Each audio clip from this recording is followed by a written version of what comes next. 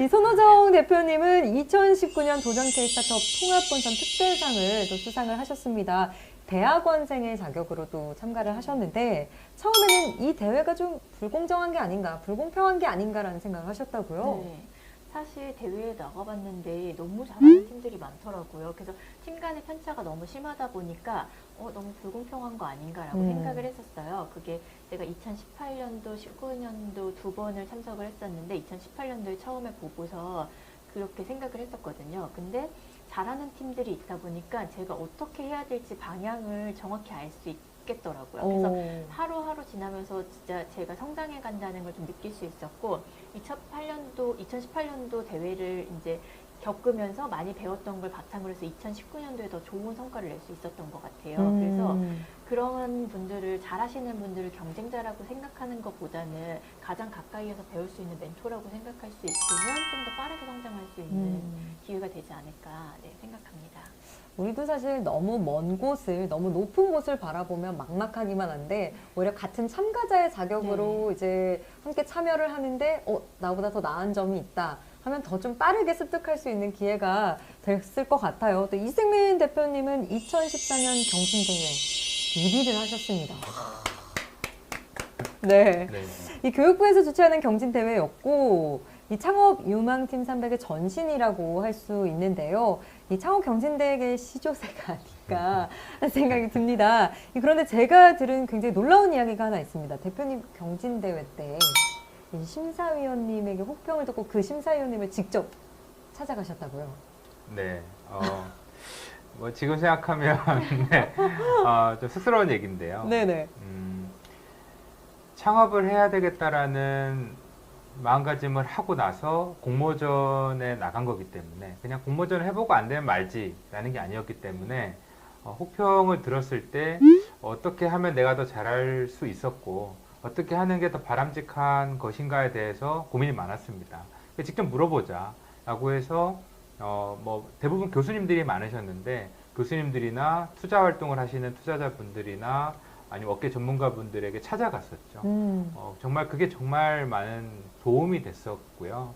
그리고 심지어 저보다 1년, 2년, 3년 혹은 5년 이상 먼저 창업한 선배님들이 투자를 받았던 노하우를 뭐 이렇게 강의해 주는 거, 뭐 내지는 견학, 뭐 이런 것들을 저는 굉장히 적극적으로 했었던 것 같아요.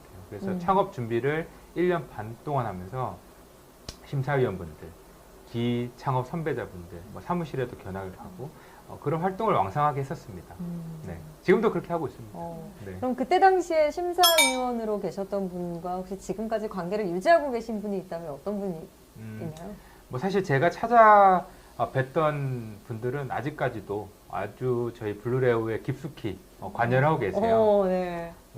예를 들어서 지금 저희 회사 사회이사로 참여하고 계시는 교수님은 그 당시에 창업교육센터장직을 맡고 계셔서 심사위원이셨는데 나중에 저희가 R&D 과제 같은 이제 정부 사업 계획서를 작성해서 한번 뭐랄까요 봐달라고 찾아가서 이제 했었었는데 뭐 빨간 펜으로 아주 많은 첨삭을 사정없이 근데 가장 큰 결함은 1페이지에 있었던 거예요.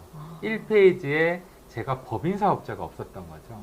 근데 그 교수님 경험에 나는 법인 사업자가 아닌 회사에 이런 정부 기술개발 과제 수주가 된 걸 본 적이 없다. 이런 말씀을 주셔서 일단 바로 법인을 내라라는 자문을 해주셨고 법인을 내려고 하는데 100만 원밖에 없는 거예요. 그래서 그 말씀을 드렸더니 이런 정부 사업을 수주하게 되면 민간 부담금을 일시불로 내야 되는데 그게 제가 응모했던 게 5천만 원 정도가 됐습니다. 그래서 되면 5천만 원 바로 내야 되는데 5천만 원이 없고 100만 원밖에 없었던 거죠. 그래서 그 교수님께서 자기 개인 통장에 있었던 5천만 원을 제 통장으로 바로 그 자리에서 송금을 해주셨어요. 그래서 이 대표의 꿈을 이뤄봐. 꿈을 이룰 수 있다면 이거 못 받아도 아깝지 않을 것 같네 이러면서 5천만 원을 주셨어요. 근데 그 교수님은 제 대학 지도 교수님도 아니고 뭐 저희과 교수님도 아니고 어떻게 보면 심사위원이셨을 뿐이었는데 그런 어떤 저에게 아주 특별한 인연이 됐던 경험이 있습니다. 이승민 대표님이 이제 하시려는 사업에 대한 확신이 있으셨던 게 또 그런 큰 결단을 하는데 중요한 배경이 되지 네. 않았나 하는 생각이 들어요. 제가 또 이제 손호정 대표님의 소개를 인터넷으로 좀 검색을 해봤습니다.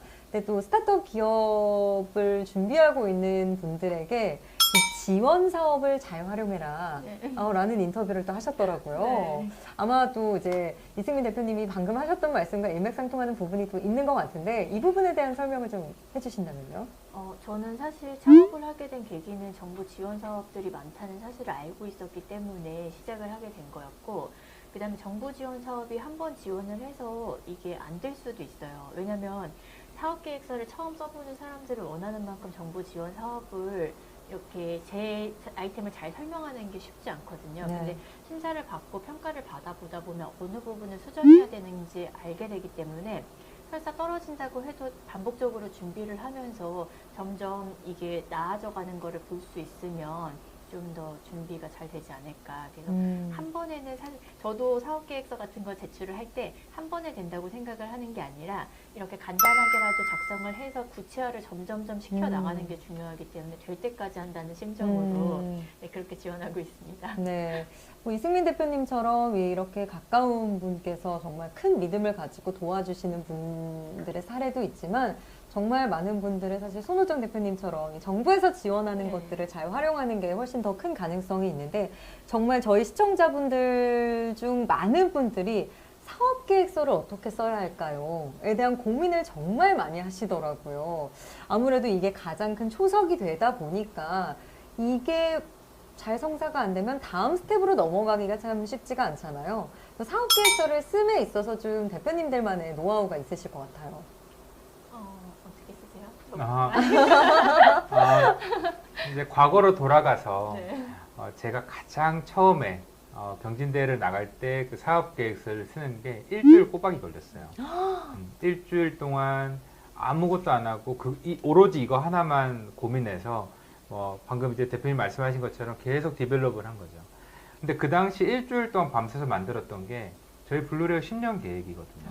근데 지금 생각보다 조금은 늦지만 차근차근 그 전철을 밟아 나가고 있고, 어떻게 보면 글만 잘 쓴다고 해서 다가 아니라 다 쓰고 나서 또 자고 일어나서 새로운 마음으로 다시 한번 보고 고치고, 그리고 아까 말씀드렸다시피 저는 꼭 전문가 내지는 다른 사람들의 의견을 보태서 계속 디벨롭을 시켜야지만이 의미가 있는 제안서가 된다. 그래서 저희도 초반에 이런 정부 지원 사업의 수혜를 많이 받아서 너무나 천운이라고 생각을 하고 있고요. 네. 뭐 그런 의견의 지혜가 모이면 훌륭한 사업 계획서 되지 않을까 이렇게 네. 생각합니다. 지금 많은 분들이 요민님, 그리고 K균님, 이성인님, 이주은님, 그리고 바바라님, 유대식님, 사업계획서에 대한 고민 정말 많다는 거 대표님들도 느껴지시죠? 손호정 대표님도 조언을 좀 해주신다면. 저 같은 경우는 그 사업계획서를 작성해서 제출해야 되는 곳의 성향이 어떤지를 잘 파악하라는 말씀을 드리고 싶어요. 예를 들면 정부 지원 사업 같은 경우는 목표가 있기 때문에 고용을 많이 창출을 한다든지, 그러니까 그 각 사업마다 그쪽에서 원하는 그 성과 지표들이 있어요. 네. 그런 성과 지표들을 얼마나 잘 이룰 수 있는지를 잘 판단하셔가지고 하셔야 되고, 특히나 사업을 위한 사업계획서를 쓰는 거하고 그 다음에 그 정보 과제를 위해서 사업계획서를 쓰는 게 약간 두 가지가 양식이나 아니면 필요로 하는 점들이 다르기 때문에 그것들을 좀 잘 파악해서 쓰시라는 말씀을 드리고 싶고, 또 한 가지는 구체적으로 쓰셔야 돼서 네네. 특히나 수치가 많이 들어가면 굉장히 좋아하셔서 예를 들면 내가 이렇게 그 생각했을 때 이 시장 규모가 얼만큼이냐고 그러면 어떤 자료에 근거해서 이게 몇 명 정도 되더라. 전체 인구수가 몇 명인데 그중에 이만큼 많은 사람들이 고통을 겪고 있어서 이런 것들을 우리가 이러한 방향으로 얼마만큼 개선을 시켜줄지에 대한 것들을 수치화시켜서 말해주는 게 중요하다고 생각하거든요. 이건 정말 꿀팁이네요. 네, 그래서 그런 것들을 좀 수치화시켜서 구체적으로 해주되 글은 짧고 간결하게 저는 쓰는 걸 권하고 있어서 너무 어려운 거 아닙니까? 되게 수치를 많이, 그러니까 객관적인 데이터를 많이 활용시켜서 이걸 얼마만큼 내가 그러니까 구체적으로 만들 수 있을지를 좀 작성하는 게 좋을 것 같아요. 네.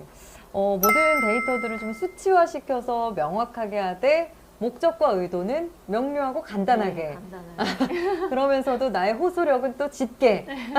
너무 조언을 들을수록 쉽지가 않은데요. 김성만님께서도 수치화하는 게 너무 어려운 문제인 것 같아요 라고 말씀하셨는데, 그러면 제가 또 좀 연계되는 질문을 좀 드려보고 싶습니다. 수치화라고 하면 정말 발로 뛰는 시장 조사도 많이 해야 할 것 같고, 그리고 뭐 서칭도 많이 해야 할 것 같고, 뭘 해야 하는지 어느 정도 감은 오는데, 두 분은 또 어떤 절차를 거치셨는지도 궁금해요.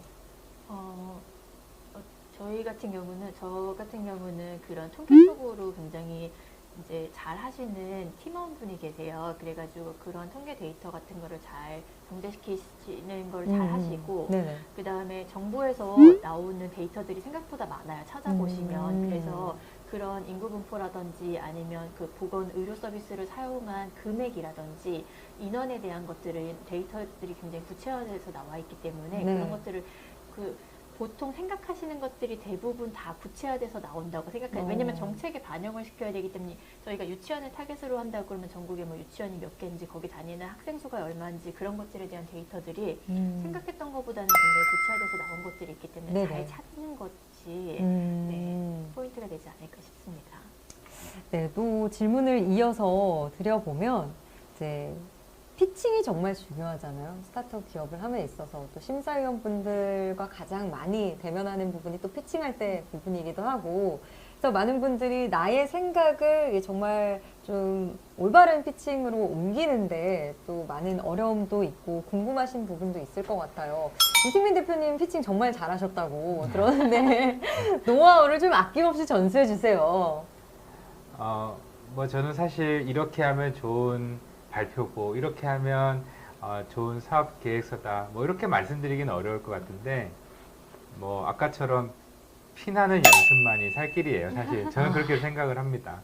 이 공모전에 준비할 때도 뭐 예를 들어서 10분 발표면 저 같은 경우에는 한 15분 정도에 맞춰서 일단은 스크립트나 말할 뭐 멘트를 다 준비를 합니다. 네. 그러나 계속 연습을 해보는 거고, 해보다가 도저히 안 외워지거나 이게 입에 짝짝 안 붙는 표현들은 과감하게 날립니다. 네. 왜냐하면 그런 것들 때문에 괜히 당황해서 중간에 멈칫하는 것보다는 처음부터 끝까지 자신감 있는 발표를 위해서 입에 안 붙는 표현들은 과감하게 날리고요. 그리고 15분부터 준비를 했는데 하다 보면 속도감이 생기고 중간에 끊을 타이밍도 갖추게 되고 날리는 부분이 생기다 보면은 이 15분짜리가 한 10분, 뭐 10분, 11분 이렇게 맞춰집니다. 네. 저는 이 상태에서 발표를 해요. 사실 발표장에 들어가면 긴장감 때문에 더 텐션이 올라가고, 그럼 실제로 발표가 끝나는 거는 9분 30초에서 50초 때 딱 끝나는데, 사실 발표 딱 끝나고 나서 띠디띠디 하는 그런 것들이 정말 묘하게 점수에 많이 반영이 됩니다. 이게 발표 내용을 떠나서 얘는 정말 열심히 준비를 했구나, 이런 거를 심사위원이 거꾸로 느낄 수가 있는 거죠. 얼마나 많은 시뮬레이션을 했는지를 그걸 통해서도 느낄 수 있겠네요. 네. 또 댓글을 보니까 이주은님께서는 대표님은 진짜 진정성 있는 발표를 준비하셨을 것 같아요. 이미 좀 신뢰감이 있는 이제 그런 느낌이 드시나 봐요, 시청자분들도. 사실 그것도 어떻게 보면은 발표의 하나죠. 뭐 제가 뭐 그렇게 생겼다 이걸 말씀드리는 건 아니고, 저도 주말에 입는 옷, 주말에 쓰는 안경, 주말에 하는 뭐 머리 이런 것들이 다 다릅니다. 예를 들면 학생 창업가 출신이기 때문에 오히려 더 옷도 일부러 이렇게 입고, 또 제조기도 하고 의료 같은 느낌도 있어서 안경도 일부러 이런 거 쓰고요. 약간 그런 것들을 의식적으로 하고 있는데, 뭐 그렇게 느껴주셨다라면 제 의도가 조금 전해진 것 같다, 이렇게 말씀을 또 드리고 싶어요. 굉장히 디테일한 부분까지 이제 생각을 하시는 것 같은데, 손호정 대표님은 어떠세요? 피칭할 때 대표님만의 노하우나 좀 이런 건 다른 사람들이 잘 모르겠지만 나만이 가진 좀 팁이라고 할 수 있다, 이런 것들이 있으신가요?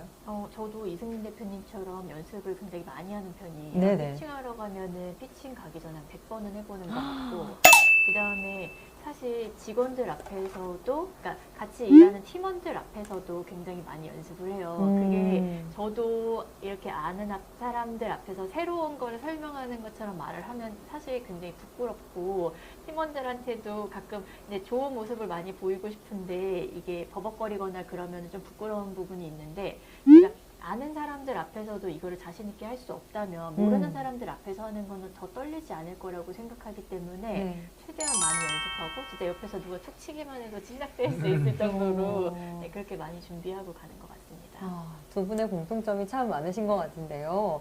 자, 이승민 대표님은 이 경진대회 이후에 온갖 대회들에서 싹쓸이 하셨다고, 거의 쓸어 담다시피 하셨다고 들었습니다.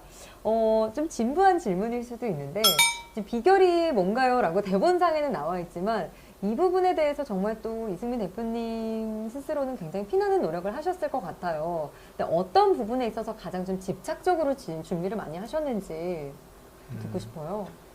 사실 이런 혹평 내지는 나오는 질문들이 비슷했어요. 어떻게 보면 전문가들이 비슷한 관점에서 평가를 했던 거죠.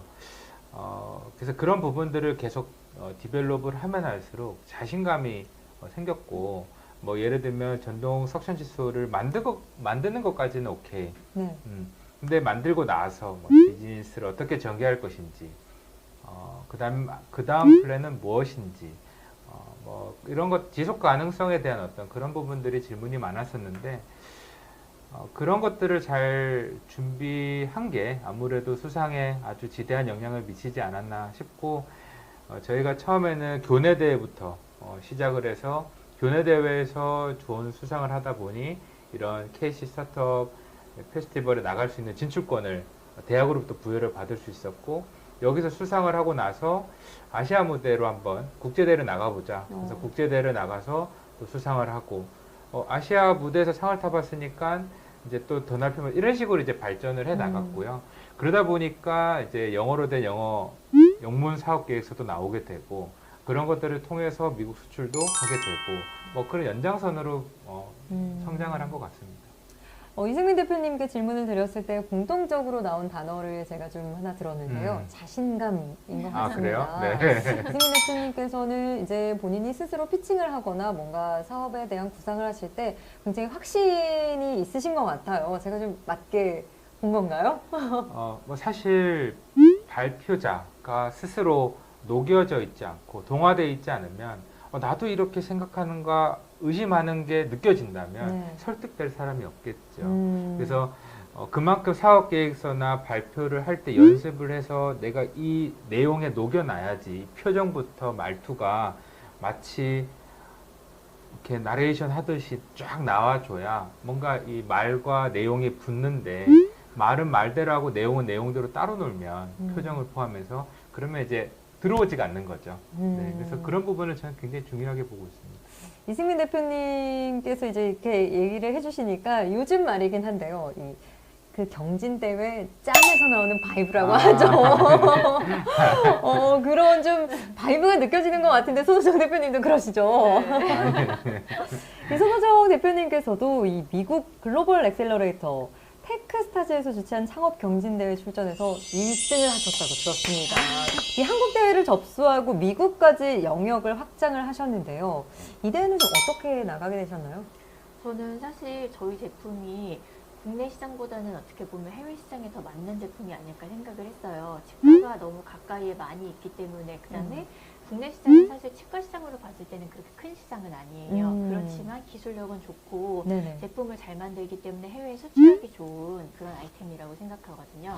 근데 해외에서 내가 진짜로 이게 가능성이 있다는 걸 보여주고 싶은데, 그러면 그 사람들도 그거에 대해서 인정을 해야 되지 않을까. 그래서 그러면 만약에 설사 여기서 어떠한 성과가 없다고 하더라도 거기 대회에 참여했던 사람들로부터 피드백을 받을 수 있겠구나 하는 생각을 가지고 이 제품이 정말 그들한테도 필요한지 물어보기 위해서 대회에 참여를 했고, 근데 또 그들이 다행히 좋게 생각을 해줘가지고 그 대회에서 상을 받을 수 있었던 것 같아요. 사실 이 제품은 국내보다는 오히려 미국 시장에 더 좀 필요로 할 것 같다라고 생각하기는 쉬운데 네. 실제로 문을 두드리기까지는 참 많은 용기가 필요할 것 같거든요. 네. 실제로 미국 이제 경진대에 출전하셨을 때 좀 네. 기억에 남는 피드백이 있으시나요?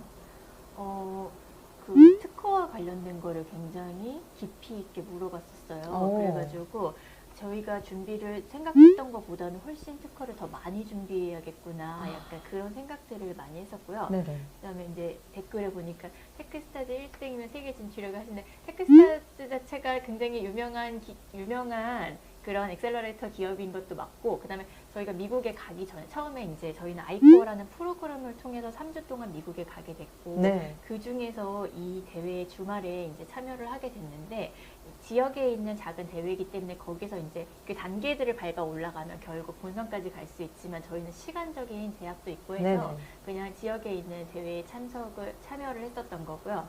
그다음에 말씀하신 것처럼 거기서 받았던 피드백은 특허와 관련된 것들이 굉장히 많았기 때문에 그러한 부분들을 치밀하게 준비해 해외 진출이 가능할 거라고 생각했어요.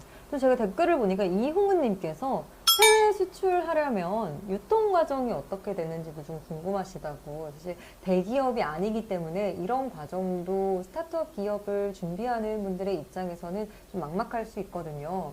좀 그래도 경험이 있으시니까 말씀을 해주실 수 있을 것 같아요. 저희는 뭐 예를 들어 작년에 7번 정도의 해외 전시회를 나갔었는데, 사실 이런 해외 전시회를 나가서 B2B죠. 어떤 해외 우리 제품을 수입하는 바이어들을 만나게 되고, 이를테면 최종 소비자 가격이 30만 원이다.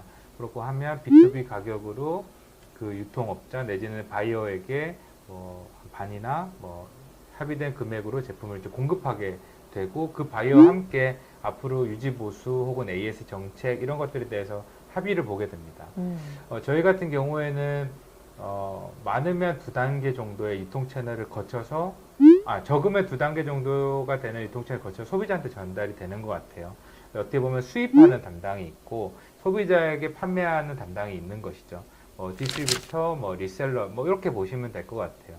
그래서 미국이나 노르웨이나 이런 유럽 국가들 수출을 하고 있는데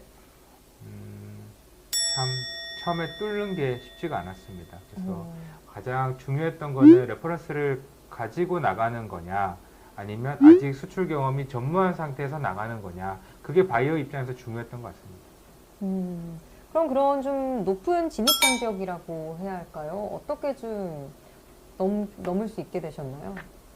우선 제가 직접 해외 전시를 나갔고요. 네. 왜냐하면 그만큼 진지하게 임했다라고 봐주시면 좋을 것 같고, 미국 시장을 뚫으니까 조금 많이 전개가 됐습니다.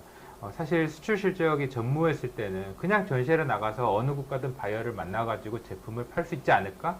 라고 생각했었는데 그건 좀 착각이더라고요. 그래서 미국에 있는 몇몇 기업들을 저희가 추려서 제안을 하고 그 수출 실적을 가지고 판매 실적을 가지고 유럽에 있는 국가들하고 협상을 했을 때 미국에서도 그렇게 판매가 되고 있고 미국에 있는 기업도 그렇게 사가고 있으면 우리도 그렇게 받을게. 이런 어떤 것들이 있었고, AS 정책들도 미국에서 그렇게 하면 우리도 그렇게 할게. 약간 이런 것들이 좀 있었어요. 그러니까 저희가 협상을 할 때 그렇게 유도를 많이 했죠. 미국에 있는 바이어도 이렇게 많은 제품을 사가는데 그렇게 하는데 너네 요거밖에 안 사가면서 왜 그래? 약간 이런 식의 어떤 표현을 했고요. 네. 그런 약간의 말들을 하기 위해서 피나는 또 영어 학원을 다니면서 또 그런 과정이 또 있었습니다. 네. 와, 또 말씀하시는 걸 들어보니까 협상의 달인이신데요. 그러니까요. 소보정 대표님은 또 좀 될 것 같아요. 어떤 절차를 밟으셨나요? 저희는 아직 제품이 해외 수출까지는 안 네. 됐기 때문에 제가 이승민 대표님께 많이 배워야 돼요. 앞으로 제가 아닙니다. 종종 찾아뵙도록 하겠습니다.